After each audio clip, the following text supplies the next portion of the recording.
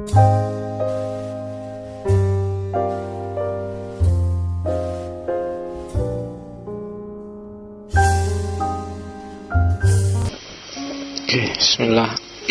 Assalamualaikum warahmatullahi wabarakatuh. Bismillahirrahmanirrahim. Alhamdulillahirabbil alamin. Wa bihi nasta'inu ala umurid dunya waddin. Wa na'udzu bihi min syururi anfusina wa min sayyiati a'malina. Allahumma salli wa sallim wa barik ala habibina wa syafi'ina sayyidina wa maulana Muhammadin wa ala alihi wa ashabihi wa man tabi'ahu huda, amma ba'du. Bismillah, kita lanjutkan ngaji kita. Malam ini kita masuk ke tokoh kesekian yang bisa dikategorikan sebagai tokoh postmodern cabang hermeneutik. Setelah minggu lalu kita ngomong tentang Gadamer, malam ini tema kita adalah Paul Ricoeur. Yang mau merekam silahkan ngerekam. Yang rekamannya hilang, Bu. Kamu kan punya PowerPoint-nya, kamu rekam sendiri suaramu, wajak ke PowerPoint-nya. Nah iyalah, ya podo wae itu lah daripada iya. Nek aku sing ngulang kok beda nih isine sama yang kemarin. Karena uniknya filsafat itu kan di situ, ngomong 3 kali bisa beda 3 kali. Iya, itu cirinya hermeneutik itu kan sebenarnya bahwa kita kan tidak mandek, selalu berkembang. Saya ngomong hermeneutik sejak tahun 2001.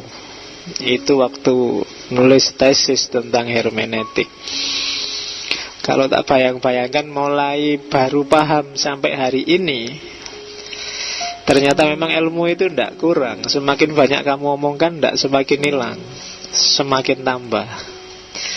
Jadi kayak Gadamer kemarin kan, bahwa yang namanya ngajar itu sebenarnya juga belajar. Jangan-jangan mungkin lebih banyak saya yang belajar daripada kamu. Kamu kan tinggal nerimo aja apa adanya, sementara yang kerja keras kan pikiranku. Jadi aku tambah pinter terus. Jadi terima kasih atas kehadiranmu, karena bikin saya semakin lama semakin tambah pinter. Oke, ya kamu nangkap sendirilah versimu. Makanya boleh nanti saya ngomong Paul Ricoeur ya, masing-masing nanti setelah sesuai yang dipahami terus ngerekam dewe-dewe. Nanti diupload semua di masjid, ben bingung yang mau download aja. Iki sing bener sing di. Bisa kamu rekam versimu sendiri-sendiri. Itu kan lumayan, ada monumennya. Oke.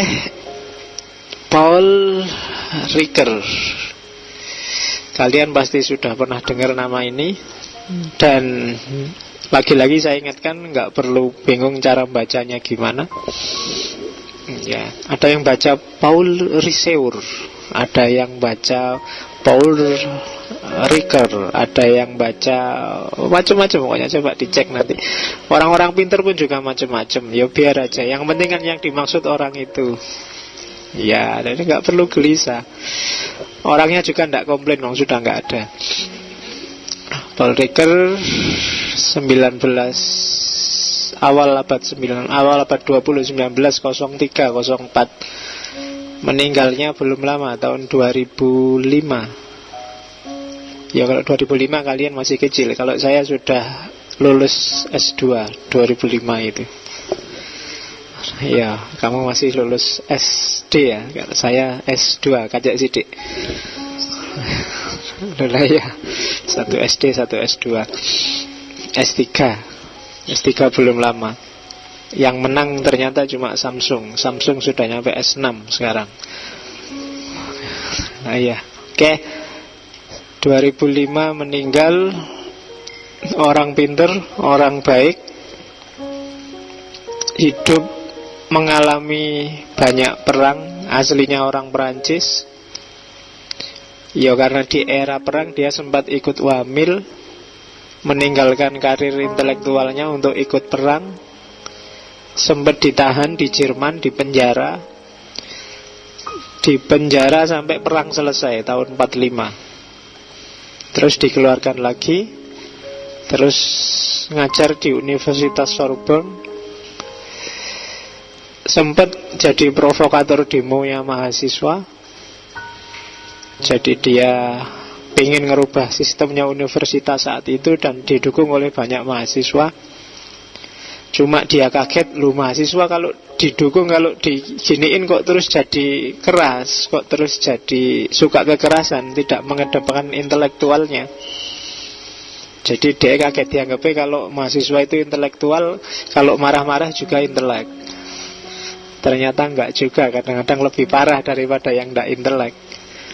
Karena orang pinter itu kadang-kadang bisa double, nek ngapusi ya lebih canggih, marahnya lebih canggih, apa-apanya lebih canggih. Dan itu sehingga ketika mahasiswanya ngamuk-ngamuk, ya mungkin kayak demo di sini yang anarkis itu, Paul Ricoeur sempat kena sakit jantung lihat mahasiswa itu. Nah, kamu hati-hati ya, jangan sampai ada dosenmu kena jantung gara-gara polahmu demo, kualat nanti. Dia sakit jantung terus mundur dari universitas. Baru karir besarnya dimulai di situ, meskipun nanti dia pindah-pindah di beberapa universitas sampai dia pensiun dan menulis beberapa karya. Oke, kebesarannya Ricoeur diakui banyak pihak. Ini yang dilakukan oleh Ricoeur, sehingga dia dianggap salah satu tokoh alternatif dalam tradisi hermeneutik. Hermeneutik itu kan sering dikotomis antara yang objektif sama subjektif. Dan Paul Ricoeur menggabungkan semuanya. Jadi dia menggabungkan hermeneutika romantik dan hermeneutika filosofis. Ya romantik yang banyak dia singgung-singgung Emilio Betti, ya filosofisnya ya Gadamer yang mewarisi Heidegger. Dia juga mengkombinasikan fenomenologi dan strukturalisme. Fenomenologi gaya Perancis dan fenomenologi gaya Jerman dan strukturalisme Perancis. Ya Jerman ya Husserl, Heidegger itu kan Jerman dengan tradisi fenomenologinya. Kalau yang strukturalisme kenal Ferdinand de Saussure, kenal Levi-Strauss. Yang satu strukturalisme linguistik, yang satu strukturalisme antropologis. Pada saatnya mungkin kita akan ngomong strukturalisme. Saya lupa, mungkin yang fenomenologi sudah apa belum? Kelihatannya sudah. Eksistensialisme sudah, fenomenologi susah, strukturalisme yang belum. Sebenarnya ini sudah era post-struktural. Tapi ya tidak ada salahnya nanti kita ulang, kita ngomong strukturalisme. Karena untuk bisa post itu ya kan kita harus melewati dulu yang sebelum post. Untuk bisa post tradisionalisme kita harus tradisional dulu. Tidak boleh bilang post sebelum melewati yang sebelum post. Jadi itu kan bahasanya melampaui, bukan meloncati. Melampaui itu ya dilewati, tapi nggak cuma itu ya kita terus. Nah, itu namanya melampaui. Postmodern juga gitu. Kalau belum modern ya jangan bilang kita sudah postmodern. Modernnya aja belum, sudah ngaku-ngaku postmodern. Ada lagi neo-modern. Nah ini kan aneh lagi itu. Orientalisme ada neo-orientalisme, ada post-orientalisme. Kalau neo itu biasanya isinya baru cuma isinya isi lama cuma kemasan baru.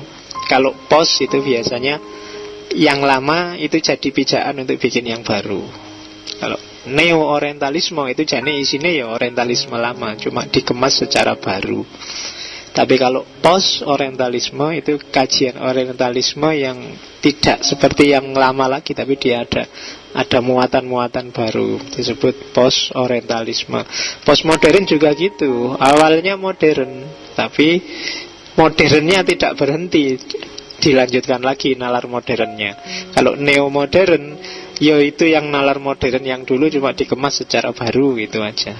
Nah itu istilah-istilah dunia filsafat, jangan kaget. Apa besok ada Pak postmodern? Ya ada aja, kenapa enggak? Dan sangat mungkin ada. Ya entah kayak apa nanti besok. Itu kan kalau kayak bahasanya Ibnu Khaldun kan, dunia ini kan muter aja, siklus.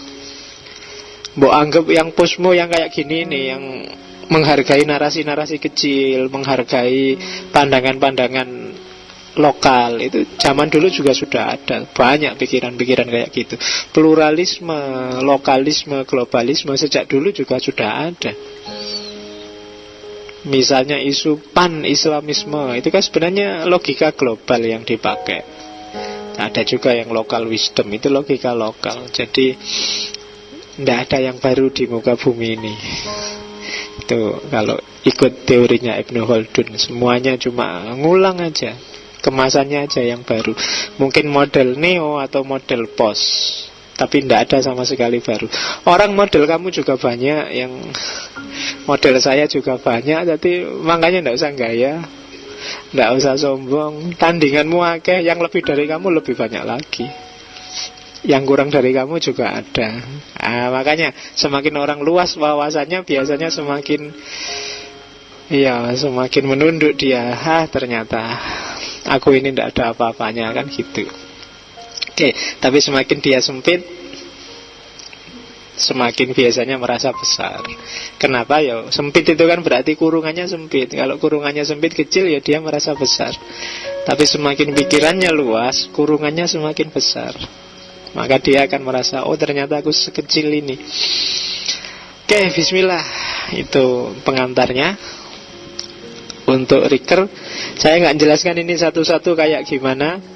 Yang pertama itu, yang kedua saya juga tidak akan menjelajahi semua pikiran-pikirannya Paul Riker. Mungkin di sini tak ambil aspek hermeneutiknya saja, karena nanti ada yang khas dari Riker, misalnya etikanya, namanya etika naratif, termasuk gimana cara memahami mitos dan seterusnya. Next time kalau ada waktu, mungkin ketika ngomong filsafat manusia, kita akan ulang lagi Riker, tapi tidak di bagian hermeneutiknya. Meskipun ya hermeneutik jadi landasannya, cuma kita ngomong landasannya dulu untuk malam ini. Bukan karena apa-apa, saya takutnya kapasitasmu masih harus pelan-pelan memasukkannya, karena lubangnya mungkin masih kecil. Jadi kalau tak kasih banyak nanti malah utah. Jadi dikit-dikit dulu, pelan-pelan. Oke.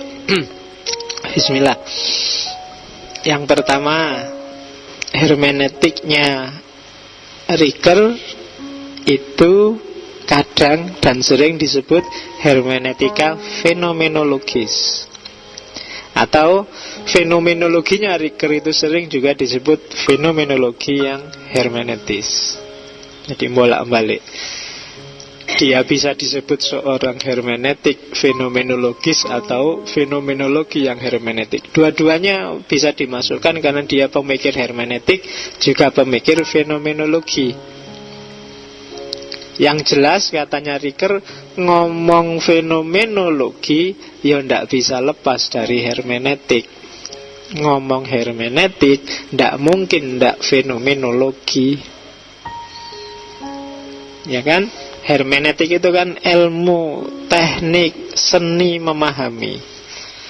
Dan fenomenologi itu kan juga semacam metode, semacam pendekatan menghadapi realitas yang meminimalkan subjektivitas. Dua-duanya sama-sama memahami. Kalau kita ingin memahami realitas, menginterpretasi realitas, ya kalau ada kata-kata menginterpretasi kan otomatis ada hubungannya dengan hermeneutik. Kalau kita ngomong hermeneutik, salah satu fase yang harus dilewati adalah fase fenomenologis. Fase ketika kita ngomong makna asli, makna sejati, hakikatnya apa sih? Itu kan fenomenologi. Makanya yang nulis skripsi biasanya sama dosennya, kalau pertanyaannya hakikat, pendekatannya disuruh fenomenologi. Karena fenomenologi memang bahas itu. Pendekatan filosofis itu di sisi operatifnya untuk mengejar hakikat, metodenya biasanya yang disarankan adalah fenomenologi. Oke, yo nanti diulang lagi rekamannya apa itu fenomenologi ketika kemarin ada Edmund Husserl. Ya kan?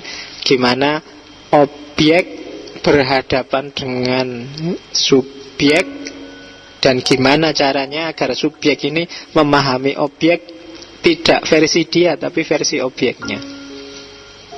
Terus dari subjek ada intensinya. Seperti apa sih objek itu mengungkapkan dirinya pada subjek? Nah itu fenomenologi. Nanti jelas di belakang apa itu fenomenologi sedikit dari Ricker. Tapi yang jelas pikirannya Ricker boleh disebut hermeneutika fenomenologis, boleh disebut fenomenologi hermeneutik. Kalau titik tekannya pada subjek yang memahami, sebutlah itu hermeneutika fenomenologis. Tapi kalau titik tekannya pada objek yang dipahami, sebutlah itu fenomenologi hermeneutik. Dua-duanya bisa. Jadi kalau ada yang nulis skripsi, tesis, disertasi, coba cek. Kalau pakai Ricker, coba cek fokusmu pada apa. Kalau pada subjek yang memahami, pada penelitinya yang ingin menafsirkan objeknya, berarti itu hermeneutik fenomenologis. Tapi kalau fokusnya pada objek yang akan dipahami, sementara penelitinya tidak akan intervensi selain setelah data terkumpul, maka itu namanya fenomenologi hermeneutik. Itu satu di antara dua. Boleh dipakai dua-duanya, tapi salah satunya juga boleh. Jadi hermeneutika fenomenologis atau fenomenologi hermeneutik. Terus hermeneutik ini tugasnya. Apa sih tugasnya hermeneutik? Tugasnya hermeneutik adalah mengungkap misteri yang ada di balik simbol. Lah kok ujuk-ujuk ngomong simbol, Pak? Karena bagi Ricker, semua yang dipahami manusia itu sifatnya simbolik. Nggak ada yang nggak simbol. Apa sih simbol itu? Simbol adalah ketika makna langsung itu bukan makna yang sebenarnya. Makna yang sebenarnya justru yang tidak langsung, meskipun perantaranya makna yang sebenarnya.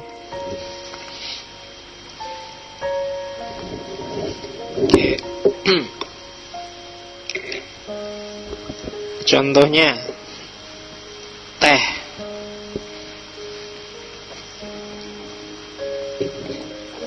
Ya kan? Teh ini bagi saya ada maknanya. Maknanya menghilangkan rasa haus. Bagi kamu mungkin maknanya alamat ngajinya berhenti sebentar. Bagi yang lain mungkin maknanya beda lagi. Berarti apa? Teh ini dia gak pernah bunyi jadi dirinya sendiri. Dia selalu ditempeli makna oleh yang baca. Gitu loh. Mungkin bagi takmir yang bikin teh, teh ini adalah tugas yang menyebalkan, karena setiap kali ngaji dia harus bikin teh. Ya kan? Dia tidak pernah bunyi jadi dirinya sendiri.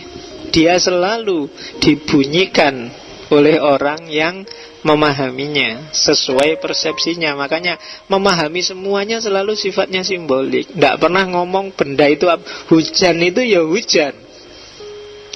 Tapi kan setiap kepala membunyikan hujan secara beda-beda sesuai isi kepalanya. Yang mau berangkat ngaji, waduh hujan, udahlah tidak usah berangkat, hujan-hujan ngapain sih, kan sudah niat, sudah ada pahalanya satu, aman. Ada yang gitu. Ada yang nggak jadi ngaji. Ada yang alhamdulillah hujan, ada alasan nggak masuk. Ada yang macam-macam.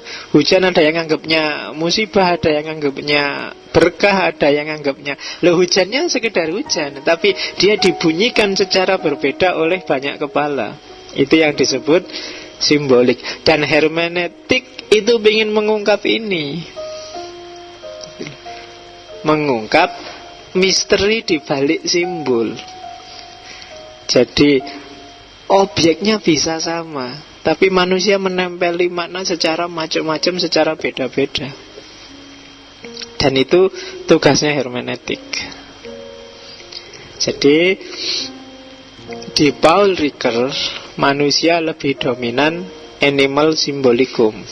Animal symbolicum itu binatang yang bermain-main dengan simbol setiap hari, setiap langkah. Bahkan kamu berpikir itu kan sebenarnya selalu aktivitas memaknai, aktivitas simbolik.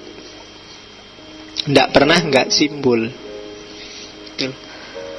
Oke, kamu naik ke sini sandalnya dilepas, itu kan juga pemahaman simbolik. Emangnya nggak bisa sandalnya dibawa ke sini terus kalau sudah kotor kan dipel kan bisa, kalau bisa kan? Tapi kan kenapa? Karena kamu maknai masjid ini kan sakral. Janjane kan tegelnya, keramiknya sama aja kan dengan keramik di kantormu, keramik di kamarmu, keramik di kampus kan bodoh wae. Tapi kalau di kampus kan kamu nggak nyopot sandal. Kenapa? Karena dia nggak kamu maknai sebagai sakral. Jadi sakral tidak sakral itu makna tidak ada pada barangnya. Kamu takut pada Allah, yang tidak percaya Allah tidak takut pada Allah. Kenapa? Pemaknaannya beda. Nah, itu urusan pemaknaan. Isi kepala, bahkan Allah pun ya setiap kepala kan memahaminya beda-beda, meresepsinya beda-beda.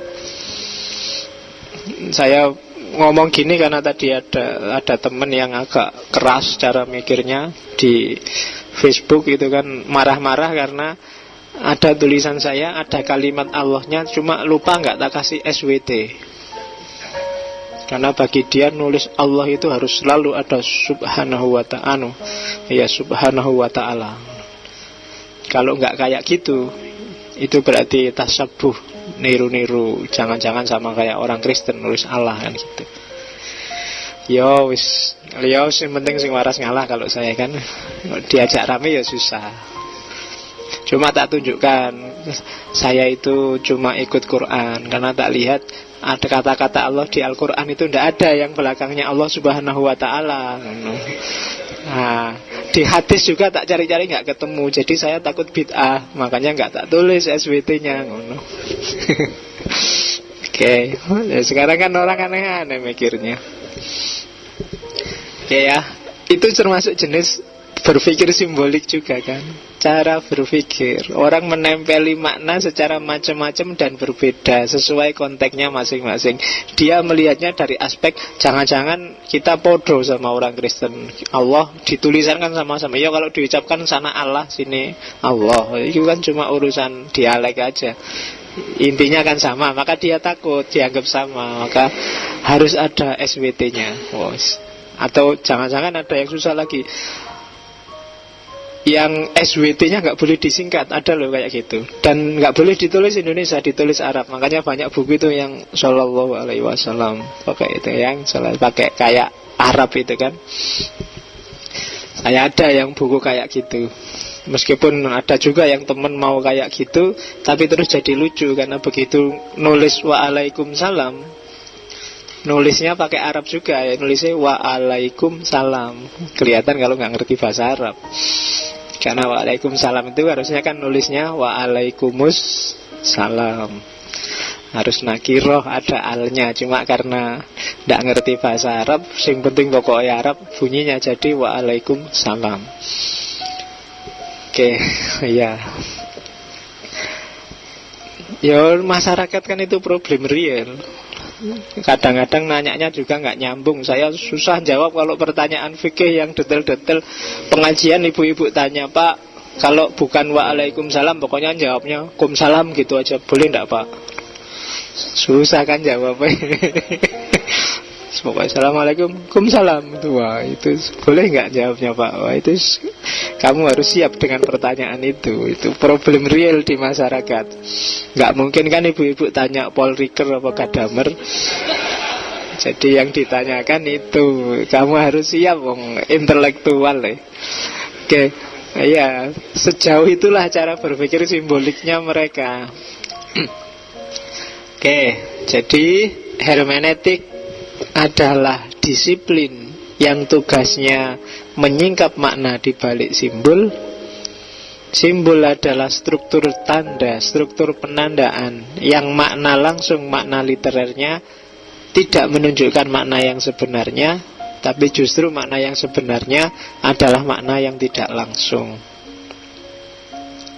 Dan ini representasi simbolik yang paling sering ditemui manusia adalah kata-kata, bahasa. Kata-kata pun itu juga karakternya simbolik. Jadi kalau di Paul Ricoeur, apapun jenis, meskipun kata-kata yang tegas, jelas, itu juga sifatnya simbolik. Undang-undang pun sifatnya simbolik. Simbol itu berarti ya kayak tadi, orang memaknai tergantung kecenderungan, tergantung persepsi, tergantung pemahamannya masing-masing. Kalau saya ngomong Undang-Undang Dasar Negara tahun 1945 itu kan, ya mungkin kamu memahami itu hukum di Indonesia, tapi mungkin teman-teman yang kelompok keras memahaminya, wah itu tauhid yang dibikin oleh, ya kan mesti gitu. Barangnya sama, tapi cara memahaminya beda-beda. Kata-kata juga begitu. Setiap orang membentuk pola makna sendiri terhadap kata. Nah, itulah nanti yang di Paul Ricoeur disebut teks, disebut polisemi. Poli itu banyak, semi itu tanda. Jadi kata-kata itu sifatnya polisemik. Dia menyimpan banyak sekali konotasi. Maknanya banyak. Misalnya kata-kata pohon, biasanya di buku contohnya pakai kata pohon. Pohon itu maknanya bagi tukang kayu, dengan bagi kamu yang kehujanan, dengan bagi artis India yang sedang syuting, itu maknanya beda-beda. Tukang kayu lihat pohon, yang muncul di pikirannya, wah ini kira-kira dijadiin dipan apa kursi apa meja bagus ini, kan gitu. Kalau kamu yang kehujanan, nyari pohon, wah ini mana pohon yang baik buat cetul, biar gak kehujanan. Tapi artis India begitu lihat pohon, pohon ini indah sekali, wah langsung muter-muter gue nyanyi. Ya kan? Loh, pohonnya sama, tapi cara dia meresepsi dan menempelkan makna beda-beda. Itu yang disebut polisemi. Yang terjadi di banyak hal. Kalau kamu dengar kata jilbab, atau kamu dengar kata cadar, atau kamu dengar kata jenggot, itu kan di kepalamu sudah macam-macam munculnya. Kalau hari ini saya ngomong akik, itu kan beda lagi kan.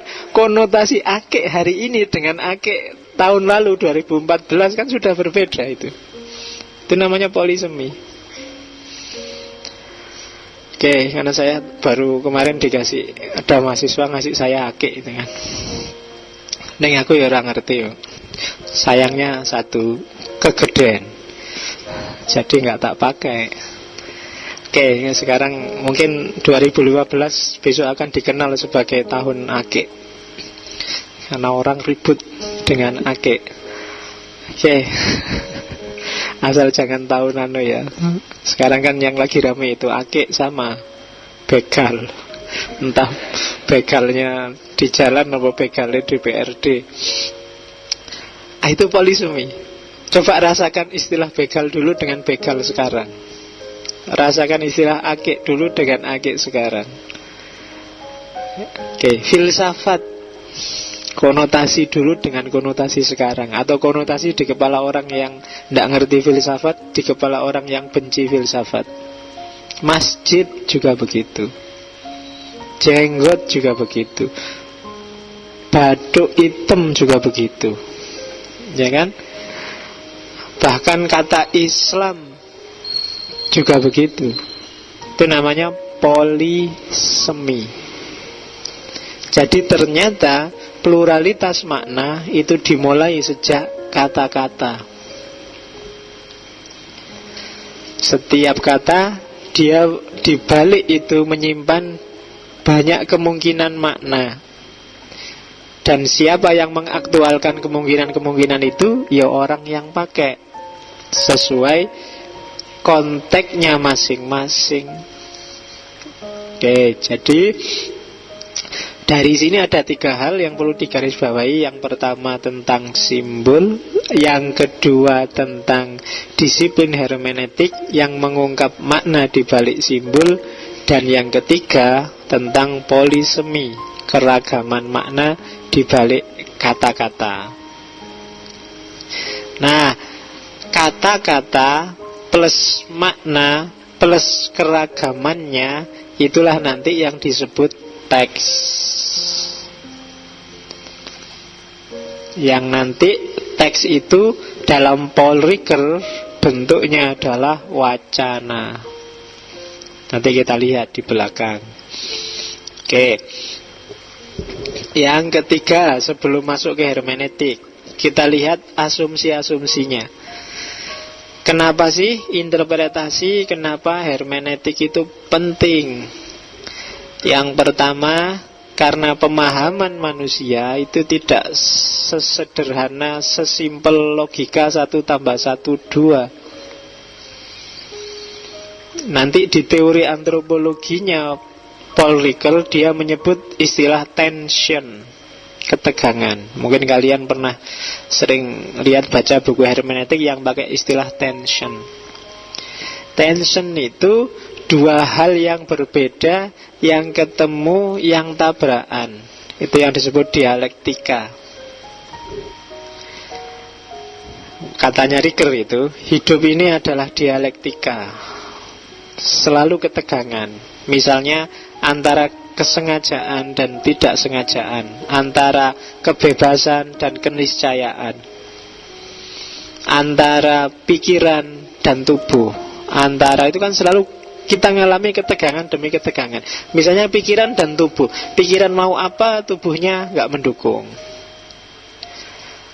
Atau antara kebebasan dan keniscayaan, kamu bebas kok kalau mau ke luar negeri, tapi ya pakai uangnya siapa pak, maka akhirnya kamu nggak jadi berangkat. Itu kan tension namanya, ketegangan.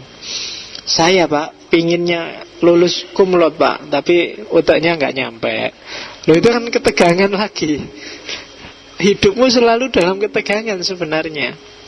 Saya itu pak pinginnya ngaji filsafat langsung ngerti apa-apa filsafat langsung anu, tapi sampai hari ini belum ngerti juga. Itu kan ada ketegangan, berarti ada tension. Iya, makanya nanti ada beberapa tokoh hermeneutik muslim yang harusnya ketegangan itu melahirkan teori baru, melahirkan konsep baru. Itu yang disebut creative tension. Ketegangan tapi kreatif. Dari ketegangan itu lahir kreasi-kreasi baru. Itu namanya creative tension. Dari ketegangan, saya pinginnya ke luar negeri, tapi kok tidak ada yang bayari ya. Itu kan ketegangan. Dari situ mungkin melahirkan kreasi baru. Gimana caranya tetap ke luar negeri meskipun nggak ada yang bayari. Nggak tahu gimana, apa gandol pesawat apa piye. Tapi melahirkan inovasi baru. Itu creative tension. Kalau tidak ada ketegangan, tidak akan lahir inovasi. Orang pingin terbang, tapi tidak ada sayapnya, tidak bisa kayak burung, maka lahir pesawat. Pingin nyebrang laut, renang tidak kuat, laut seluas itu, lahir kapal. Jadi itu kalau secara sosial kan itu yang disebut konflik kan. Cuma secara individu itu disebut tension, ketegangan. Jadi kamu jangan gelisah kalau ada ketegangan, kalau harapan dan realitas nggak nyambung, kalau kamu galau karena karepmu ternyata tidak keturutan. Itu tension. Dan itu memang fitrahnya manusia. Jadi setiap orang itu hakikatnya selalu berada dalam ketegangan.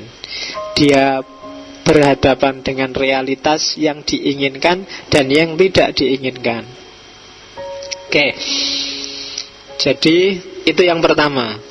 Inilah nanti yang bikin pemahaman itu unik. Gitu loh. Realitasnya sama, tapi tensionnya beda. Dari mana sih tension itu? Ya tension itu kan pertentangan-pertentangan antara dirimu dengan lingkungan sekelilingmu, antara dirimu dengan dirimu sendiri, itu tension. Jadi karakter pertama hidup itu adalah ketegangan. Nah, ketegangan ini nanti filsafat kehendaknya Ricker, cuma saya singgung sedikit aja. Dalam ketegangan itu biasanya lahir kehendak, ya kan? Kehendak itu manifestasinya 3. Yang pertama keputusan, yang kedua gerak tubuh, dan yang ketiga persetujuan. Nah, ini yang jadi keputusan itu jalan keluarnya terus gimana? Terus kamu putuskan. Cuma setelah memutuskan itu dia belum jadi kehendak yang utuh kalau kamu gak menjalankan keputusan itu.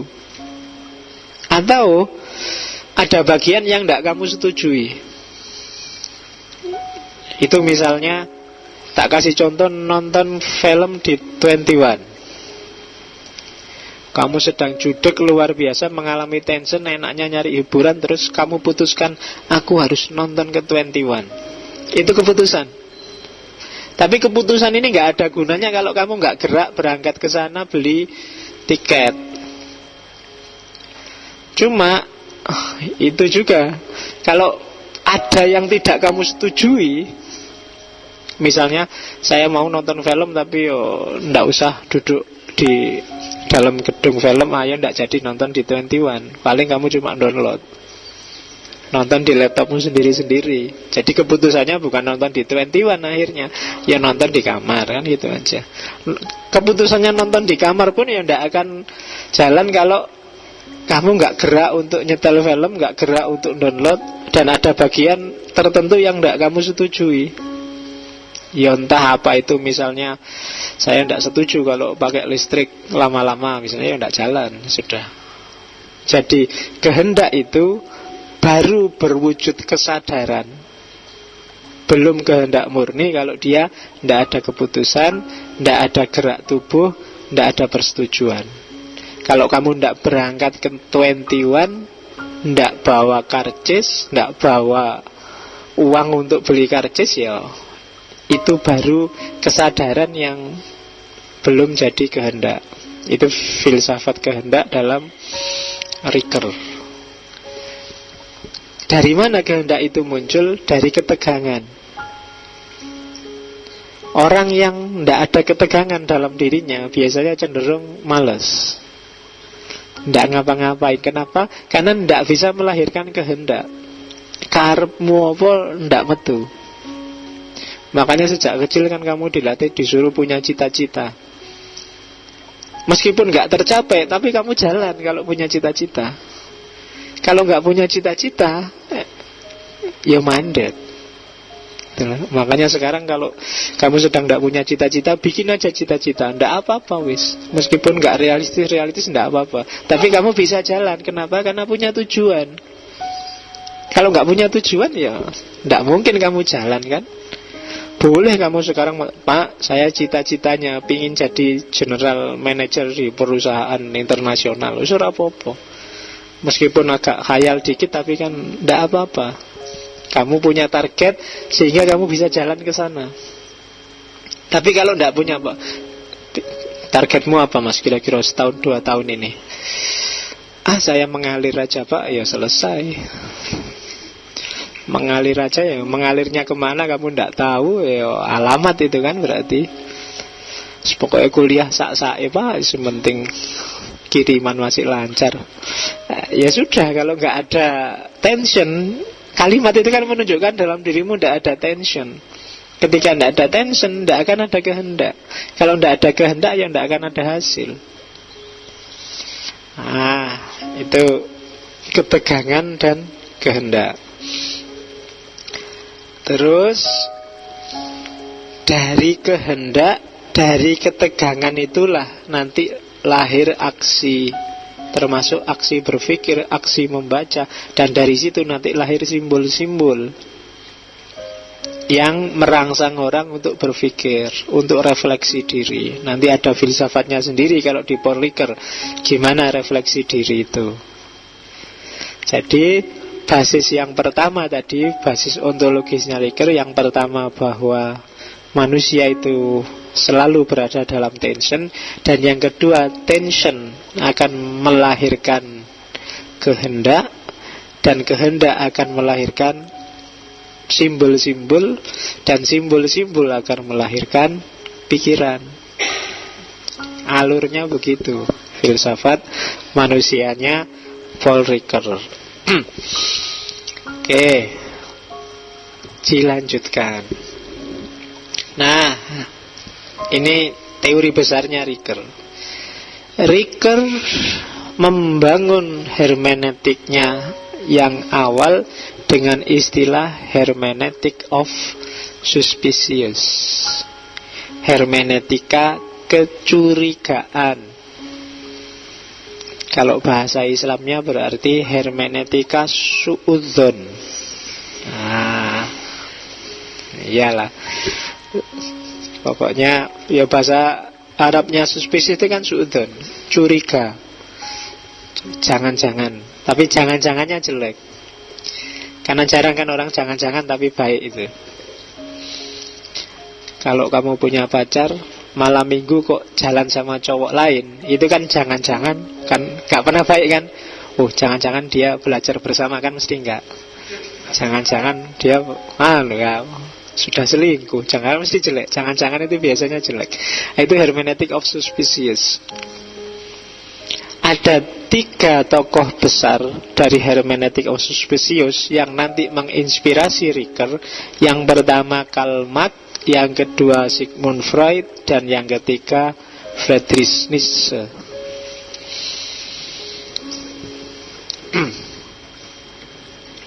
Oke. Ini dulu. Jadi Marx, Nietzsche, dan Freud. Tak ulang dikit ya, 3-tiganya sudah kita bahas dulu. Suspicious, tak ambil objek agama misalnya. 3-tiganya, baik Marx maupun Nietzsche maupun Freud, itu kan suudzon pada agama. Dia suspicious. Katanya Marx, katanya 3-tiganya sebenarnya, agama itu antara ideal yang disebut-sebut orang dengan kenyataannya itu berkebalikan 180 derajat. Katanya Marx, agama itu katanya membuat orang hidupnya spiritual, transenden, selamat dunia akhirat. Idealnya begitu, katanya kiai-kiainya, pendeta-pendetanya. Tapi dalam kenyataannya, katanya Marx, fungsi agama ternyata bermain kayak candu, kayak narkoba. Jadi agama lebih sering bikin orang lari dari kenyataan, bikin orang nyari hiburan dari kepahitan hidup. Jadi agama bikin orang gak sadar kalau dia ditindas, bikin orang ketika dia kalah gak mau bangkit lagi, karena ada agama. Tenang aja, gak perlu susah. Agama itu memang penjara bagi kita. Besok di akhirat kita akan menang. Itu candu, ya kan? Begitu kamu kalah, tenang aja, Gusti Allah ora sare. Wah, ya kan? Dia jadi pelarian. Harusnya kalau orang kalah itu kan segera bangkit lagi, syukur-syukur bisa balas dan menang lagi. Tapi begitu ada agama, begitu kalah kan kamu lemparkan dirimu ke agama sekarang. Sudahlah, ndak apa-apa, kalah di dunia aja, ndak penting, besok di akhirat lebih penting. Ya sudah, kamu ndak bangkit lagi. Agama jadi candu. Dalam realitasnya begitu. Itu kan yang terus bagi banyak orang dianggapnya, wah berarti makin anti Tuhan dia, anti agama. Sebenarnya yang diserang bukan Tuhan dan agamanya, tapi caramu beragama itu loh. Kok begitu? Agama kamu posisikan sebagai sesuatu yang bikin kamu terlena, lupa dengan penderitaanmu. Kayak narkoba, bikin kamu fly dan melupakan realitas. Itu hermeneutic of suspicious-nya Mark. Dia suudzon, dia curiga, jangan-jangan kok tak lihat orang beragama selalu begitu gayanya. Nah, asumsinya Mark ini disempurnakan oleh Nietzsche. Katanya Nietzsche, ya idealnya saya dengar-dengar katanya tokoh-tokoh agama itu untuk menguatkan yang lemah, untuk bikin yang lemah, bikin orang bertanggung jawab pada hidupnya, bikin orang terbebas dari kungkungan.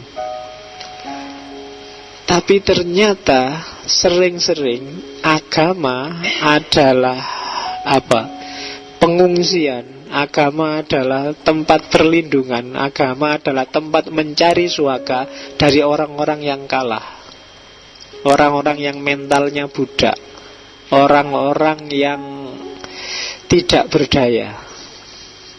Mereka lari ke dalam agama dan menyembunyikan kelemahannya di balik isu-isu kesalehan, kerendah hatian, kesabaran, ketaatan.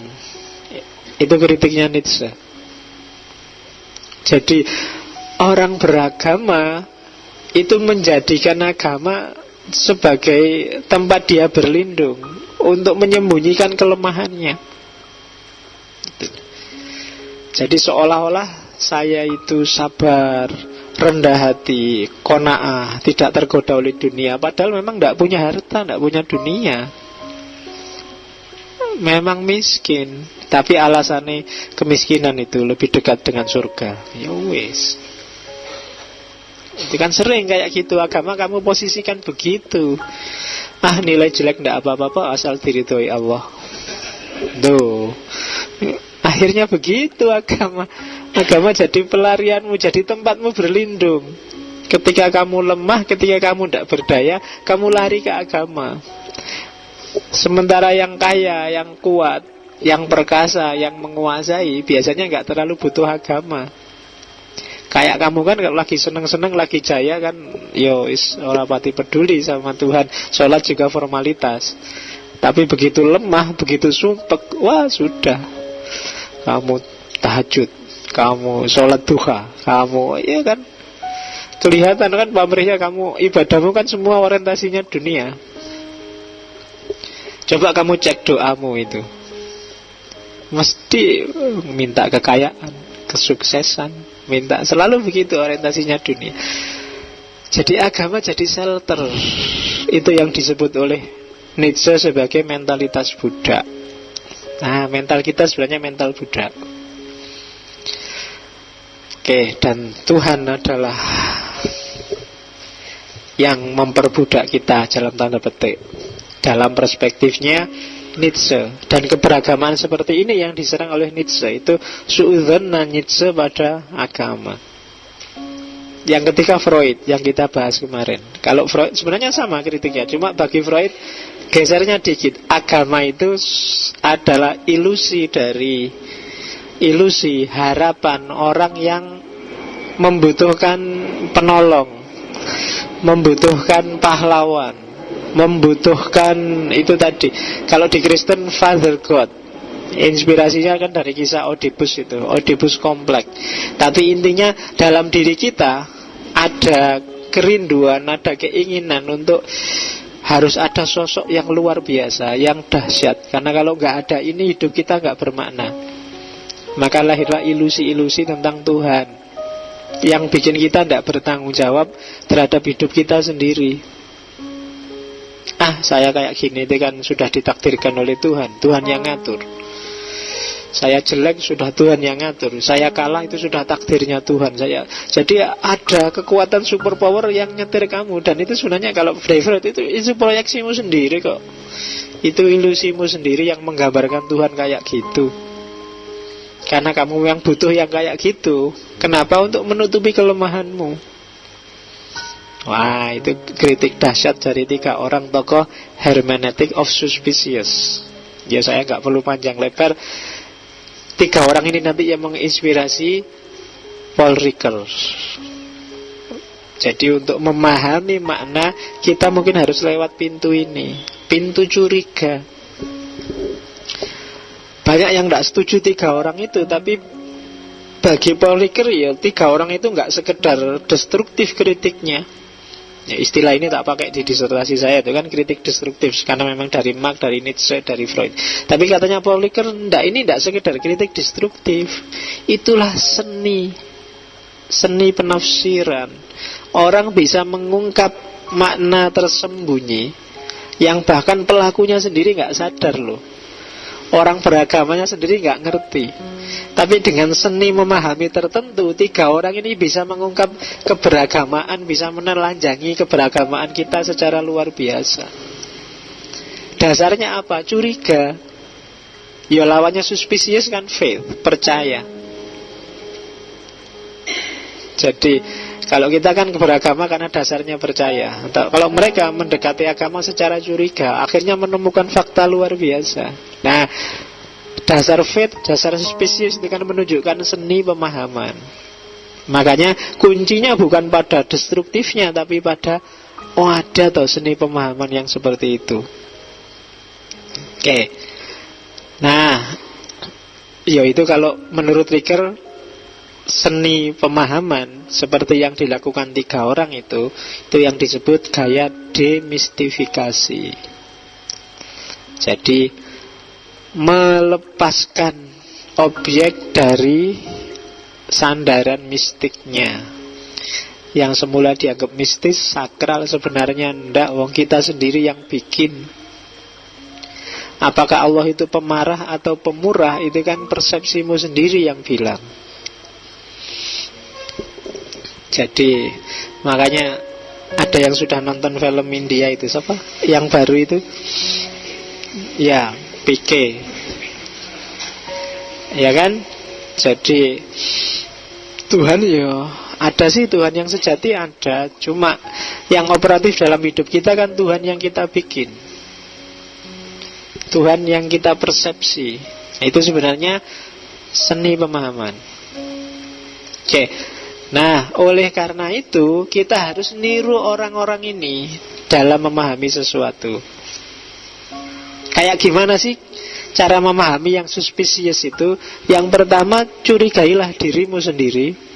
Dan yang kedua, curigailah teksnya.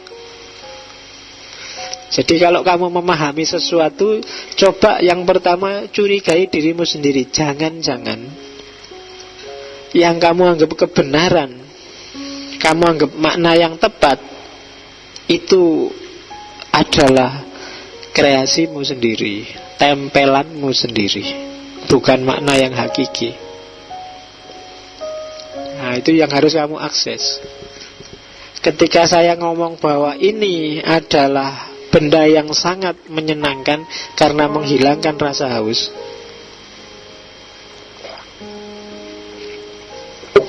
sadarilah bahwa jangan-jangan makna bahwa teh ini sangat menyenangkan karena menghilangkan rasa haus hanya dari aku. Sementara bagi takmirnya ini adalah barang yang sangat melelahkan dan menyebalkan. Atau orang yang punya diabetes karena nggak boleh minum manis-manis, ini adalah penggoda yang meruntuhkan, ya kan? Menggodamu untuk harusnya nggak minum yang manis-manis tapi digoda oleh teh manis. Jadi yang satu memaknainya sebagai yang menyebalkan, yang satu memaknainya sebagai yang menyenangkan, yang satu memaknainya sebagai penggoda. Loh, beda, barangnya sama. Maka curigailah maknamu terhadap apapun. Apa sih yang kamu tempelkan terhadap makna itu, terhadap barangnya itu. Nah, jadi curiga. Jadi curiga itu yang pertama terhadap dirinya sendiri ketika tafsir dilontarkan, termasuk dalam agama. Karena biasanya kalau dalam agama itu ada kecenderungan ketika orang menafsirkan merasa bahwa itulah yang benar. Oke, terus yang kedua, coba cek juga apa benar teksnya ngomong tentang itu. Ya kan? Jadi coba lepaskan teksnya dari semua persepsi, semua anggapan orang, bebaskan dia. Kira-kira ada kemungkinan makna apa saja. Itu nanti yang disebut otonomi teks. Lepaskan dia dari semua persepsi. otonomkan dia, bikin dia mandiri. Nah, jadi hermeneutic of suspicious, langkahnya dua, curigai orang yang memaknai, ini sifatnya subjektif. Kemudian ceklah apa makna dari teks yang kamu baca, ini sifatnya objektif. Jadi memahami itu, untuk memahami yang tepat, tidak cuma aspek subjektifnya yang harus dilihat, kayak hermeneutikanya filosofis Gadamer minggu lalu, tapi juga dicek juga aspek objektifnya, kayak yang digagas oleh hermeneutika romantik. Itulah pendekatan model hermeneutic of suspicious. Oke. Sekarang kita masuk ke apa sih yang dibaca? Ya yang dibaca ya namanya teks. Apa sih teks itu? Nah, Ricker mendefinisikan teks adalah any discourse fixed by writing. Jadi teks adalah wacana yang puncaknya, yang fixed, yang sempurnanya ada dalam tulisan. Nanti kita lihat kenapa kok sempurnanya ada di tulisan. Yang pertama kita ngomong wacana dulu ya. Jadi yang disebut teks itu wacana. Apa sih wacana itu? Wacana adalah bahasa sebagai peristiwa, bukan bahasa sebagai ilmu bahasa atau bahasa sebagai sesuatu yang mandiri, tapi dia sebagai event, peristiwa yang ngomong sesuatu untuk komunikasi. Ilustrasinya gini, apa ya?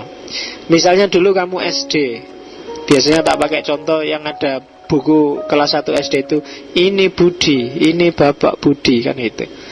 Nah, ini Budi, ini Bapak Budi, itu dulu waktu SD kan kamu pahami pokoknya ini subjek predikat gitu aja kan. Tapi tidak jelas Budi anak mana, bapaknya siapa, kakaknya cakep apa enggak tahu. Nah, ya. Nah, wacana itu ini Budi tapi yang kamu ngerti budinya. Siapa Budi itu sekarang sudah jenggoten apa belum, kemudian bapaknya sudah meninggal apa belum. Wong dulu saya SD Budi masih kecil. Kan berarti sekarang ada jelas kamu rumahnya di mana, orangnya di mana, itu namanya wacana. Itulah. Ya apakah Budi Gunawan apa Budi yang lain. Nah, kalau ada orangnya berarti ini wacana. Ada realitasnya, kenyataannya kamu ngerti, dipakai kapan, jadi event. Tapi meskipun Budi Gunawan, kalau realitasnya nggak ada, kamu misalnya bikin contoh kalimat, malam ini kita ngaji tentang Budi Gunawan di kamarmu yang nggak ada apa, cuma bikin contoh aja.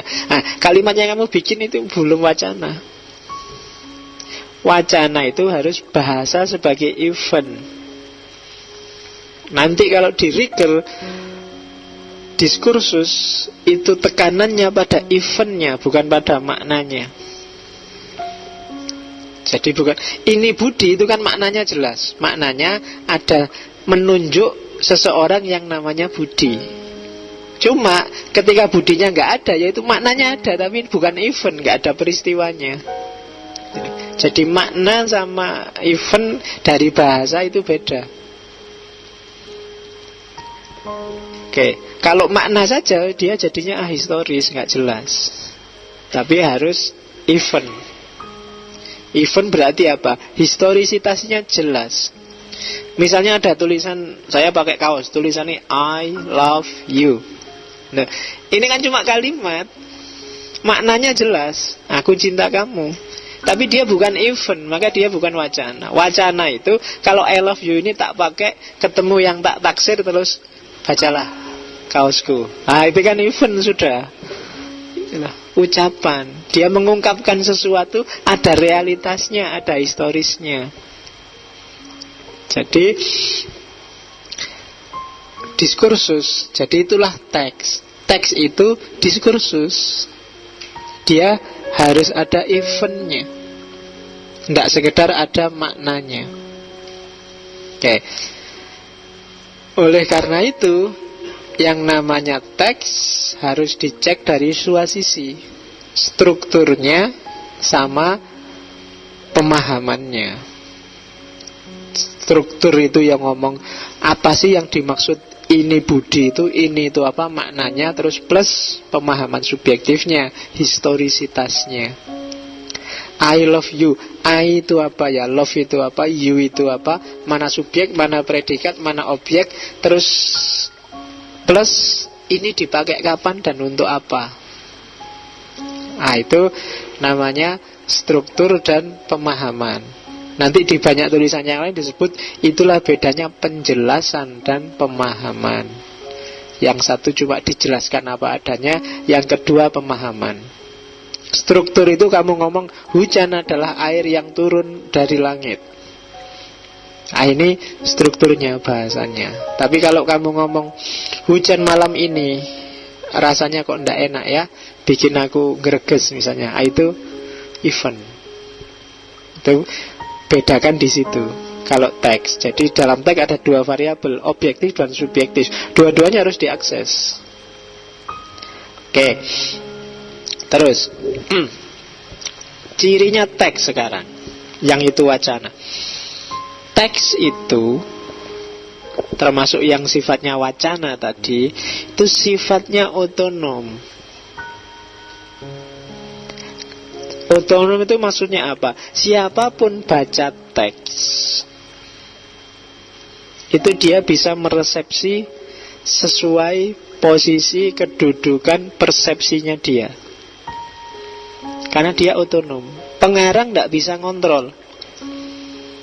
Misalnya apa ya, yang contoh paling gampang, misalnya kamu di kampus mau duduk, temenmu ngajak guyon. Begitu kamu mau duduk, kursimu ditarik, seret, terus kamu jatuh.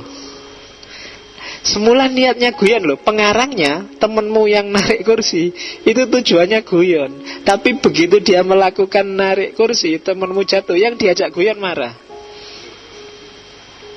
Ya kan? Loh, dia bisa loh kok bisa Pak? Tadi kan mau saya guyon, kok dia marah? Loh, karena narik kursi itu, dibalik narik kursi itu ada makna guyon, ada makna marah, ada makna usil. Dia menangkap makna versi marahnya. Begitu kamu lakukan narik kursi, teks narik kursi itu sudah otonom, sudah. Setiap orang bisa nangkep sendiri-sendiri. Gitu loh. Misalnya begal motor dipukuli orang sekampung, dibakar. Di balik peristiwa pembakaran ini kan peristiwa yang otonom sudah. Teksnya jadi otonom, setiap kepala membunyikan sesuai yang dia tangkap. Ada yang bilang yo ben kapok. Ada yang bilang kasihan lah, ya jangan sampai dibakar lah, dipukuli aja nggak apa-apa misalnya. Loh kan ada yang gitu. Ada yang macam-macam loh. Kenapa kok nggak sama pemahamannya? Ya karena teks itu otonom. Kalau teks tulis misalnya, kamu baca buku saya misalnya, lah kok kamu memahaminya beda? Loh aku sudah nggak bisa ngontrol lagi tulisan. Begitu tak tulis, selesai sudah, orang memahami gimana, aku kan nggak bisa ngontrol pikiranmu. Oleh karena itu, kalau di Riker, memahami teks itu bukan kita yang menuju teks, tapi teks yang masuk dalam diri kita, teks yang menampilkan dirinya pada kita. Gitu loh. Teks perempuan cakep pakai rok mini tampil di depan kita, set. Itu kan teksnya masuk ke kita, bukan kita yang masuk ke teks. Teksnya masuk ke kita, sementara kita kacamatanya kacamata Allah yang Maha Esa. Begitu teksnya masuk, astagfirullah, kan gitu. Ya kan, dia menampilkan diri padamu sebagai sebuah dosa misalnya. Sementara kamu yang lain sama-sama lihat teks, mungkin teman sebelahmu, teks perempuan cakep ini masuknya tidak sebagai dosa tapi sebagai rezeki. Alhamdulillah bisa lihat. Iya kan? Objeknya sama, tapi dia tampil di hadapan pembacanya secara berbeda. Maka prosesnya bukan pembaca yang datang ke teks. Kalau pembaca yang datang ke teks kan, saya menuju ke situ, dia menuju ke situ, harusnya hasilnya sama. Tapi kebalik, objeknya yang masuk ke dalam pembaca. objek yang diresepsi oleh pembaca. Itu nanti namanya hermeneutika resepsi. Resep itu kan menyerap. Jadi bagaimana objek diserap oleh yang baca, bagaimana teks diserap oleh yang baca, dan wajah apa yang ditampilkan oleh teks. Nah, itu hermeneutika resepsi. Jadi bukan manusia yang menuju teks, tapi teks menuju manusia. Bukan kita yang memahami Al-Quran, tapi Al-Quran tampil sebagai apa di depan kita. Itulah karakternya teks menurut Paul Ricoeur. Jadi makanya ada yang keras Islamnya, ada yang moderat Islamnya, ada yang liberal Islamnya. Itu kenapa? Karena teks tampil di depan dia dengan wajah sesuai yang dia serap. Itulah. Kamu aja lihat saya di sini kan, penyerapanmu macam-macam. Ada yang anggap, wah, ustadznya kecil. Ada yang anggap, wah, ustadznya masih muda. Ada yang anggap, wah, macam-macam penyerapanmu. Aku tampil kayak gini sih, tapi bagimu tampilanku kayak gini, ini bermakna apa? Itu kan tergantung penangkapanmu. Oke. Jadi kalau ada yang tanya, misalnya di sini tak tulis ngaji filsafat itu penting enggak ya? Oh, itu mesti tanggapannya beda-beda. Kenapa? Karena ngaji ini tampil dalam dirimu, teks yang namanya ngaji ini tampil dalam dirimu secara beragam. Oke. Terus kenapa sih tadi saya ngomong Ricoeur ngomong bahwa puncaknya teks itu ada dalam tulisan?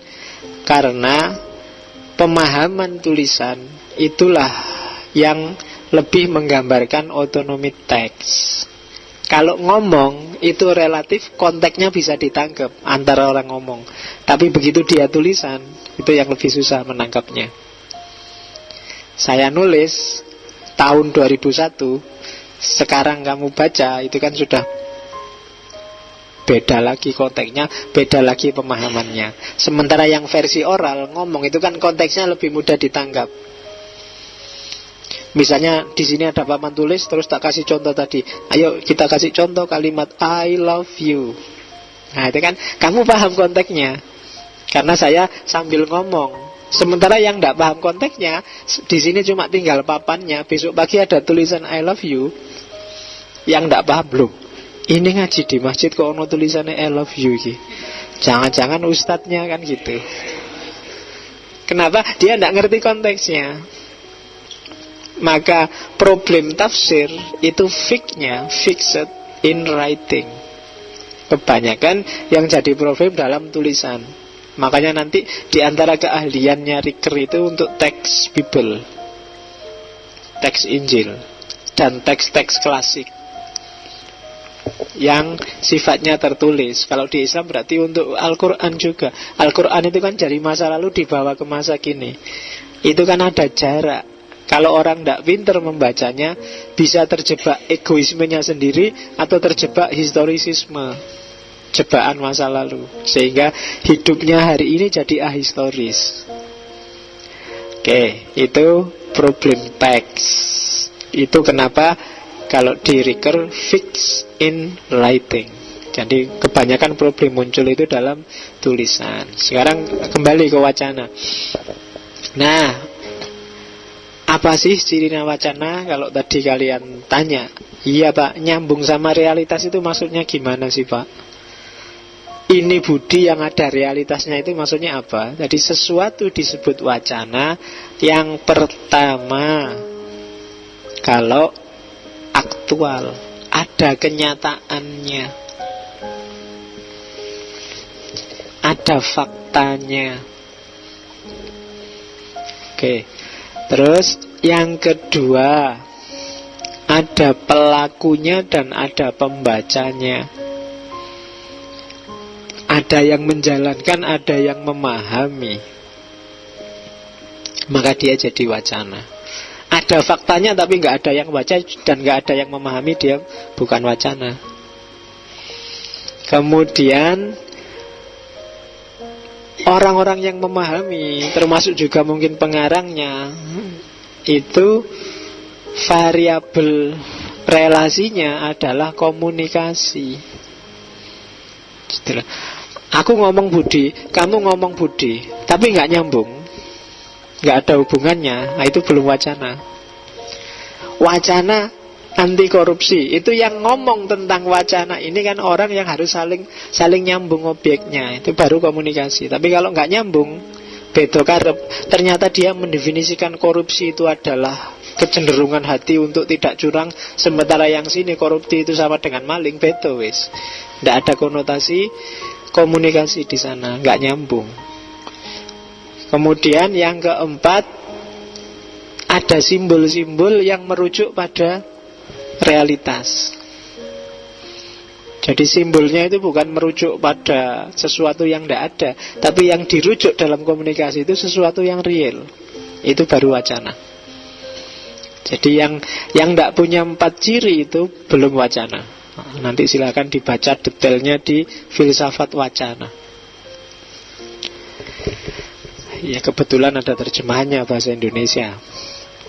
Oke, nah wacana ini yang semula tuturan, semula teks dan berhubungan dengan realitas, itu punya korelasi dengan tindakan. Apa sih Pak hubungannya wacana dengan kenyataan dan dengan tindakan? Hubungannya apa? Kalau di Riker atau dalam tradisi filsafat bahasa namanya speak act. Tindakan ngomong, tindakan bertutur. Jadi kalau kamu sedang speak, kamu sedang bertutur, kamu ngobrol itu bertutur, kamu diskusi itu bertutur. Speak act, tindakan ngomong itu bertutur. Itu sebenarnya itulah pertemuan antara wacana dan tindakan. Ya secara umum isinya 3. Ada lokusi, ada ilokusi, ada perlokusi. Lokusi itu ngomong yang sifatnya informatif. Kemarin sore hujan, itu lokusi. Cuma ngasih tahu aja. Kalau ilokusi informatif tapi dimaksud untuk melahirkan tindakan tertentu. Misalnya, tehku kok sudah habis ya.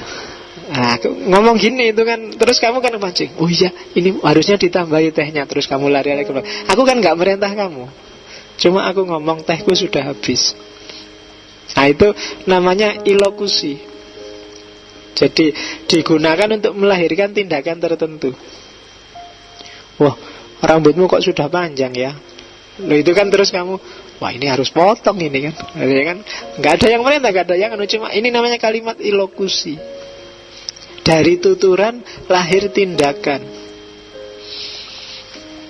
Oke, yang ketiga perlokusi. Kalau perlokusi tidak cuma tindakan yang lahir, tapi juga efek dalam dirimu. Apa ya contohnya? Misalnya saya bilang, hati-hati ya, di pojoknya masjid sana itu biasanya angker loh. Nah itu kan ada efeknya dalam dirimu. Waduh, ini ada dampaknya.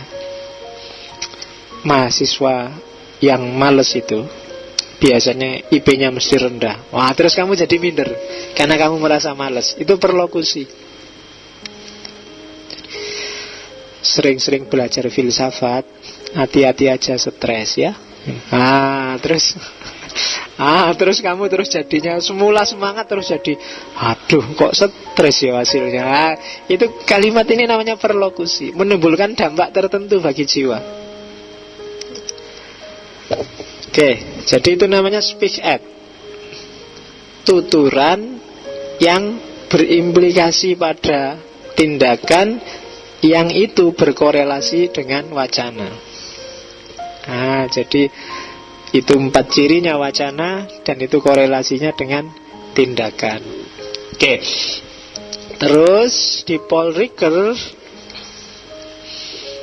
kayak gimana sih proses hermeneutik yang pas, yang model suspicious, yang jenisnya resepsi itu?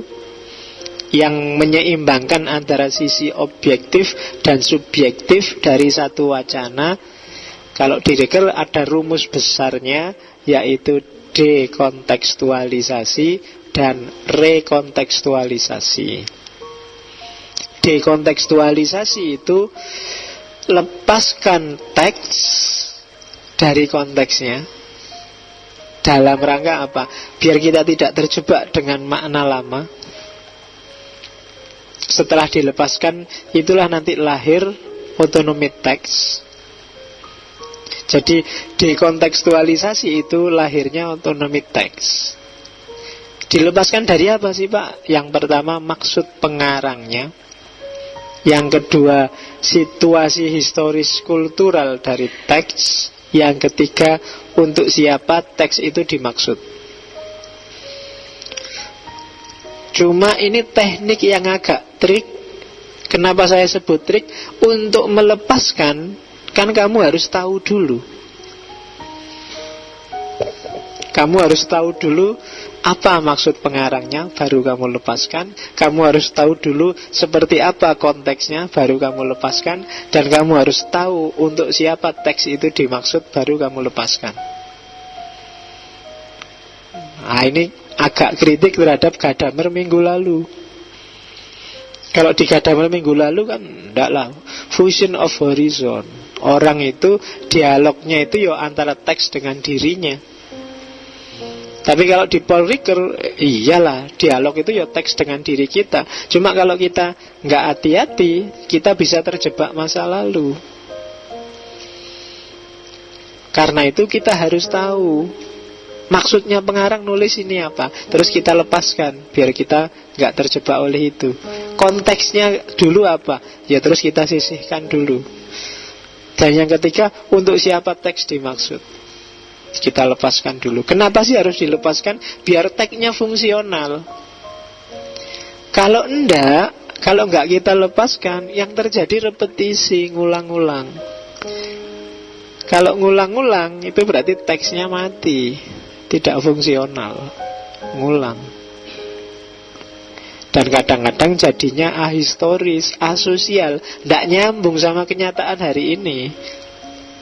Hari ini sudah ada pesawat, maka nggak usah maksa naik haji pakai onta. Sudah nggak nyambung. Itu namanya dekontekstualisasi. Lepaskan dari konteks lamanya. Kalau zaman dulu perempuan keluar rumah harus dikawal oleh muhrimnya, bapaknya, kakaknya. Itu karena konteks zaman itu. Lepaskan dari konteksnya, kasih konteks hari ini. Kalau masih kayak dulu, susah kamu. Mahasiswi nanti kuliah bareng bapak bareng Pak D-nya, bareng itunya, susah, kamu ora iso nggodani mesti. Ya kan? Lepaskan dari konteksnya. Yo, tujuannya biar teks otonom, tapi maksudnya apa? Biar kita tidak terjebak makna lama. Karena sebelum dilepaskan dari konteks lama, kita tidak bisa rekontekstualisasi. Gitu. Tadi ada orang pakai rok mini.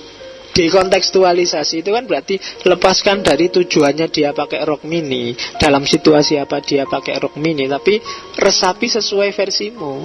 Kamu tidak akan bisa meresapi sesuai versimu kalau dia tidak lepas dari konteksnya dia. Kamu tidak bisa mengomentari orang punya jenggot pakai cadar kalau kamu hanya ikut konteksnya dia, hanya ikut argumennya dia, versinya dia. Untuk bisa rekontekstualisasi, harus dekontekstualisasi dulu. Jadi, sehingga apa? Pemahaman jadi kreatif. Ada ide baru. Kamu memahami aku kuliah. Kalau cuma ngulang-ngulang yang tak omong, itu tidak kreatif, tidak akan lahir gagasan baru, ide baru. Kadang-kadang usang dan gak relevan.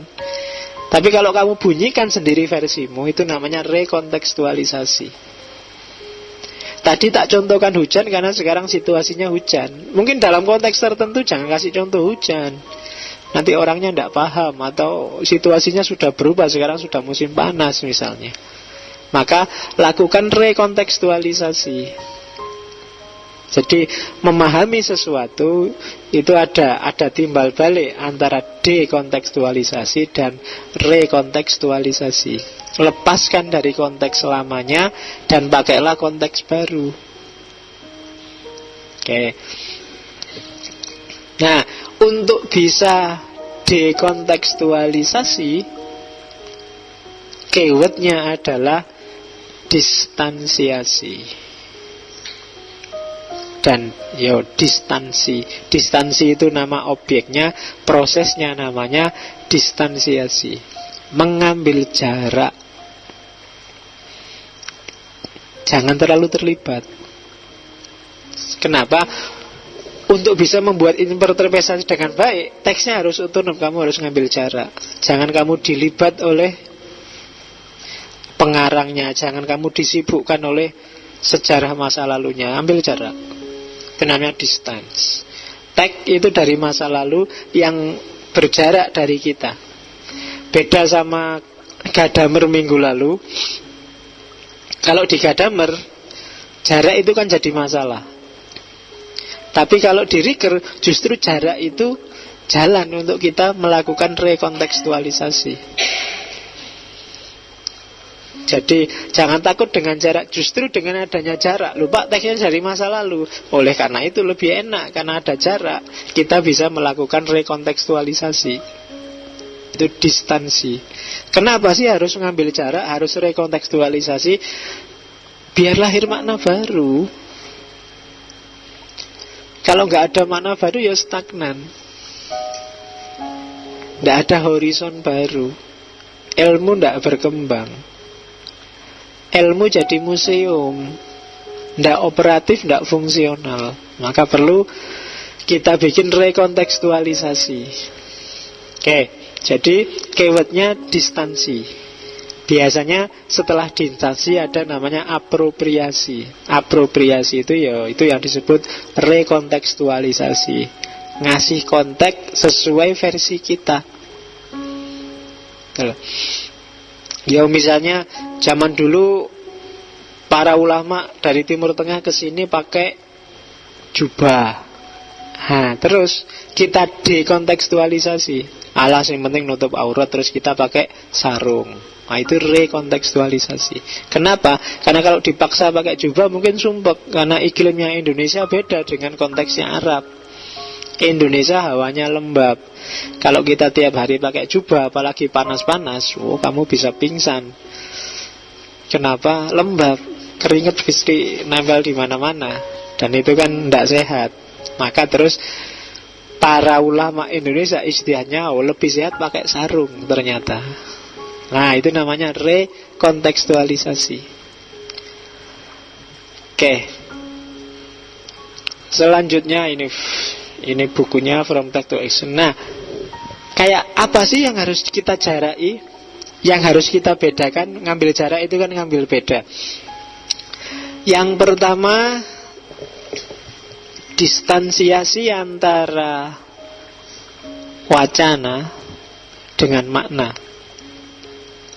Kamu harus bisa milah mana wacana, mana makna. Kayak tadi loh, nutup aurat itu makna, pakai jubah itu wacana, itu acts. Yaitu contoh paling gampang. Jadi yang penting kalau agama, maknanya kena, yang penting kamu ambil aja maknanya, urusan wacananya kan bisa ganti. Rekontekstualisasi itu kan ngasih konteks baru, ganti wacana. Tapi kan tetap yang penting nutup aurat terus diganti sarung. Ya kan kayak gitu. Misalnya zaman dulu menghargai orang tua itu ndak boleh menyangkal, misalnya ndak boleh ngelawan. Nah, sekarang intinya kan menghargai. Kadang-kadang mungkin kita harus bantah sekali-sekali, kalau memang perlu dibantah ya ndak apa-apa asal bantahnya bagus. Saya itu megang makna, tetap menghargai, tapi konteksnya sudah berubah. Nah, itu namanya ngambil jarak, distansiasi, model pertama. Jadi pegangi maknanya, yang ini sifatnya objektif dan bisa diganti konteksnya, bajunya. Oke, itu jarak yang pertama. Jarak yang kedua, bedakan antara karya dengan maksud pengarang, antara tulisan dengan tujuannya orang yang ngarang. Kamu harus bisa memilah. Kalau nggak bisa misah ini, kamu akan bingung. Jadi tulisanku dengan maksudmu, ini biasanya yang sering mengacaukan kan ini. Gitu loh. Saya ngomongnya kasar, tapi hati saya baik. Nah, itu kan kalau kamu nggak bisa misahkan mana hatinya yang baik dan mana omongannya yang kasar, nanti logikamu jadi kacau. Ahok itu ngomongnya kasar, tapi kan tujuannya baik, lalunya baik. Itu kalian harus bisa ngambil jarak antara karya dengan pengarang. Karena kalau tidak bisa, kalau kalian selalu melihat keterkaitannya, teksnya nggak akan bisa direkontekstualisasi. Yang ketiga, ambil jarak antara the act of writing dan the act of reading, maksud pengarang dan interpretasi pembaca. Jadi, oh ini pemahaman para ulama, ini Qur'annya. Itu kalian harus bisa membedakan itu. Oh ini pemahaman mahasiswa, ini teori dari dosennya. Oh ini pemahaman yang baca, ini teori dari pengarangnya. Ambil jarak. Kalian harus, kalau enggak, jangan-jangan nanti kamu campur antara interpretasi pembaca dengan maksud pengarang. Itu yang terjadi kan banyak. Merasa bahwa lo ini yang dimaui oleh Allah itu, Islam yang benar ya Islamku ini. Kenapa itu terjadi? Karena orang tidak bisa misah, tidak bisa ngambil jarak antara pemahamannya dengan objek yang dipahami. Jadi pemahamanmu terhadap Al-Quran itu nilainya tidak sama dengan Al-Quran. Pemahamanmu terhadap ngaji malam ini itu teks yang baru sudah, tidak sama persis dengan teks lama yang tak kasih. Dan yang terakhir, ambillah jarak antara teks dan reference. Bunyi teks dengan realitas yang dituju oleh teks. Kalau teksnya ngomong ini budi, itu kalian harus membedakan mana teks ini budi, mana realitas budi yang sebenarnya. Itu distansi. Distansi ini penting untuk menjernihkan makna, mana yang objektif, mana yang subjektif. Ini ya tadi sehingga Paul Ricoeur disebut menggabungkan ranah subjektif dan objektif. Objektif itu penting biar orang ngerti makna aslinya, tapi subjektif juga penting biar apa? Biar teks atau wacana itu hidup terus, tidak mati. Itu maunya Paul Ricoeur. Jadi kalian baca teks apapun, itu ada dua dimensi yang terlibat, objektif dan subjektif. Teksnya itu sendiri objektif, pemahamanmu, pemahaman orang itu yang subjektif. Jangan sampai terjadi kayak Muhammad Argun itu kan yang bilang bahwa umat Islam hari ini tidak ada yang mensakralkan agama. Yang disakralkan adalah pikirannya sendiri. Itu yang disebut takdisul afkar ad-diniyah. Jadi yang kamu dewa-dewakan kan tafsirmu terhadap Quran. Entah tafsir versi NU, versi Muhammadiyah, versi HTI. Dan itu yang kamu sakralkan sebenarnya. Kenapa fenomena ini terjadi? Karena orang tidak bisa melakukan distansiasi, nggak bisa ngambil jarak, nggak bisa membedakan. Ini loh Qur'annya, ini loh tafsirku, gitu. Atau antara tindakan dengan teks. Aku cinta kamu itu teksnya. Aku jemput kamu tiap hari, aku nge-SMS kamu tiap hari, mention kamu di Facebook, itu manifestasinya. Itu ada distan, ada jarak. Mungkin saja aku tetap cinta kamu, tapi tidak jemput, tidak apel, tidak mention di Facebook. Itu kan mungkin. Maka harus ada jarak. Bukan berarti kalau sudah nggak jemput terus nggak cinta lagi. Ya mungkin ada kesulitannya apa. Nah itu yang pentingnya distansiasi. Itu nanti keywordnya dalam memahami Paul Ricoeur. Kalau kamu bikin tulisan dengan pendekatan Paul Ricoeur, maka kalian harus bisa memilah distansiasi ini. Misalnya pemikirannya Muhammad Abduh tentang apa dalam Al-Quran, itu kalian harus membedakan. Oh, ini Abduh, ini Qurannya. Ya kan, ini dia yang baca, ini dia teksnya. Ini dia teksnya Abduh, ini dia referennya. Referen itu Abduh ngomong gini karena dia lihat itu loh. Misalnya Abduh menafsirkan jin. Kalau dalam Al-Quran, bagi Muhammad Abduh itu jin dan kawan-kawan itu sebenarnya makhluk ilmiah. Jin itu kalau di Abduh disebut dia bakteri, virus, dan lain-lain. Jadi bukan jin yang kayak di pikiran kita bangsane pocong, gondorwo, dan lain-lain, bukan itu. Tapi jin itu ya bangsane virus, bakteri, ya karena orang ilmunya belum mapan, belum lengkap, terus disebut jin dan lain sebagainya. Jadi kalau ada yang bilang kamu kesurupan jin, itu sebenarnya kalau kamu sedang flu, itu kan kemasukan virus, kemasukan bakteri. Nah, itu kalau di Abduh sebenarnya kamu sedang kesurupan jin. Karena jin itu virus dan bakteri. Loh, ini kan ada referennya, ada teksnya, ada authornya. Teksnya Al-Quran tentang jin, ada tafsirnya dari Abduh, ada referennya. Ini kan karena zaman Abduh itu kan orang Islam sedang terpesona dengan sains barat, maka semua tafsir diarahkan agar saintifik, agar ilmiah. Arahnya ke sana. Nah, itu referennya. Nah, kalian harus bisa milah. Kok kamu sampai menafsirkan kayak gitu, kenapa sih? Oh, ada referennya. Imam Syafi'i qaul qadim qaul jadid. Yang satu di Baghdad, yang satu di Mesir. Baghdad dan Mesir ini referennya. Ya kalau ada orang ngomong, kamu kok bisa ngomong kayak gitu, lihat apa sih? Nah, lihat apa itu referennya gitu. Kok ada orang ngomong asu aja kamu kok semarah itu sih, misalnya. Itu referennya kemana? Sama-sama ngomong anjing, mungkin yang satu nggak marah, yang satu marah. Kenapa? Referennya yang beda. Dulu orang ngomong sakitnya tuh di sini, itu biasa aja. Tapi sekarang ngomong sakitnya tuh di sini kan bayanganmu terus referennya ke lagu dangdut. Itu namanya referen. Nah, ini harus clear, harus diambil jarak, harus tegas. Kalau enggak, pemahamanmu akan campur baur, nggak karu-karuan. Nah, itu dimensi objektif dan subjektifnya pemahaman. Itu distansi. Oke. Nah, oleh karena itu, kalau di Paul Ricoeur, langkah-langkah untuk memahami teks sebaiknya dilakukan secara bertahap di 3 tahap.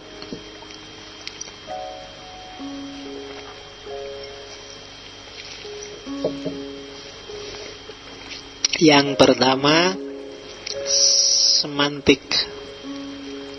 Semantik itu dimaknai apa adanya.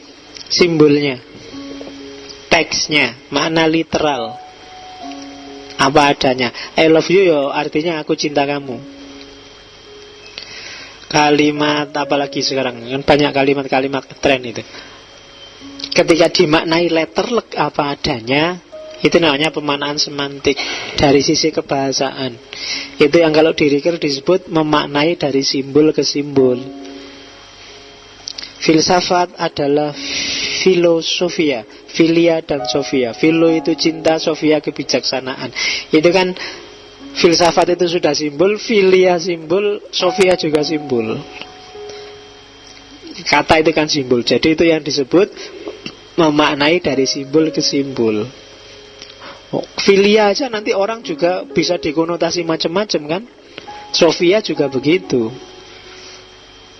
Filosofia, cinta. Wah, cinta itu apa ya Pak? Panjang lagi nanti definisinya. Karena dia juga simbol. Kebijaksanaan. Wah, kebijaksanaan itu apa ya Pak? Simbol lagi. Itulah. Jadi, tapi itu harus dilewati. Kenapa? Disitulah nanti orang ketemu makna objektif, pemaknaan semantik. Kalau objektifnya tidak ngerti, ya tidak bisa melangkah ke selanjutnya. Kalau ada kalimat tadi I love you, kamu tidak ngerti I itu apa ya Pak, love itu apa ya Pak, you itu apa ya, selesai. Tidak bisa jalan terus. Objektifnya itu penting. Itu loh. Secanggih apapun kamu merangkai kata-kata, kalau objektifnya nggak ngerti, ya tidak bisa. Nah, kayak buku bahasa Inggris dibaca orang yang tidak ngerti bahasa Inggris. Nah itu kan wallahu a'lam bishawab akhirnya. Iki karepe opo ndak tahu saya Pak. Ya sama aja. Nggak mungkin kalau sudah bahasanya ada nggak ngerti, kamu saya ingin memaknai secara apa lagi, wong kalimatnya ora paham. Jadi kunci pertama, simbol itu makna semantik, dari simbol ke simbol. Maka bahasa jadi kuncinya. Ilmu bahasa itu kan gerbang masuk ke ilmu apapun. Yo, bahasa itu kan tidak cuma bahasa Inggris, bahasa Arab, bahasa Jawa juga, bahasa Sunda juga. Kalau teksnya memang teks Jawa, teks Sunda. Oke, itu yang pertama, harus dilewati objektif. Yang kedua, setelah objektifnya kena, kamu paham letter luck-nya apa, langkah kedua adalah refleksif atau fenomenologis, memberi makna simbol. Kalau ini bisa kamu artikan memahami teks dari perspektif pelakunya. Teks ini oleh yang nulis maksudnya apa sih? Nah, itu makna refleksif fenomenologis. Kok tadi ada I love you ditulis, itu maksudnya apa? Oh, itu kadang-kadang makna fenomenologis ini bisa kebalikan dari makna semantik. Kalimatnya bunyi apa tapi maksudnya apa? Itulah. Kayak kamu misalnya habis nyenggol temenmu jatuh, sakit nggak? Enggak apa-apa kok. Padahal sakit. Bunyinya enggak, secara semantik enggak, itu kan ya berarti enggak. Tapi begitu dicek secara refleksif, fenomenologis, ya mestinya ya sakit, wong kesenggol sampai jatuh kayak gitu Tapi karena teman terus dia bilang enggak. Nah itu fenomenologis.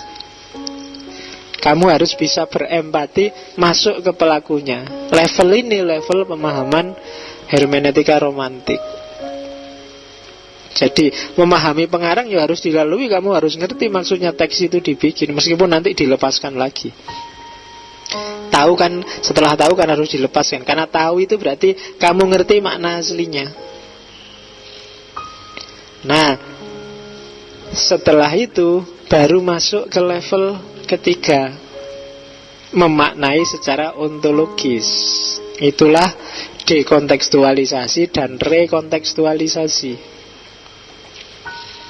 Di sini hermeneutika filosofis main. Setelah nyenggol temenmu, ya kira-kira mungkin temenmu sakit, tapi terus kamu tafsirkan versimu. Ya menurutku sih sakit, tapi kan aku tidak sengaja. Itu ontologis, pemaknaan versi dirimu sendiri. Jadi langkah ketiga. Jadi memahami itu tidak bisa teksnya saja, atau objektif teksnya ditinggal, tapi harus runtut. Teksnya dipahami, setelah itu makna yang ngalami pelaku aslinya gimana, setelah itu versi kamu yang baca juga main. Itu yang kalau dijadikan triadik, itulah namanya triadik. Ada teks, ada konteks, ada kontekstualisasi. Pahamilah teksnya karena dia gerbang yang pertama. Ketahuilah konteksnya karena dengan ngerti konteks kamu ngerti maksudnya teks. Dan yang terakhir, lakukan kontekstualisasi. Karena dengan kontekstualisasi teks akan hidup terus. Dia operatif dan bermanfaat bagimu. Kalau enggak, dia teks mati yang cuma dihafalkan, diketahui. Dan proses ini ketika ada kontekstualisasimu pada akhirnya akan jadi teks baru, makna baru. Dan kamu bisa memaknai baru kan karena konteks. Orang yang baca kamu itu harus ngerti konteksmu ketika melahirkan makna baru. Dan ketika dia membaca kamu akan melahirkan makna lagi, karena dia juga melakukan kontekstualisasi. Itulah triadik yang muter terus. Teks, konteks, kontekstualisasi. Nah, itu langkah memahami teks. Jadi tidak bisa objektif saja dan tidak bisa subjektif saja. Kalau objektif saja teksnya mati, dia tidak produktif. Qiraah yang tikror, pembacaan yang ngulang terus. Tafsir lama dipakai terus meskipun nggak relevan, nggak nyambung, nggak bunyi sudah.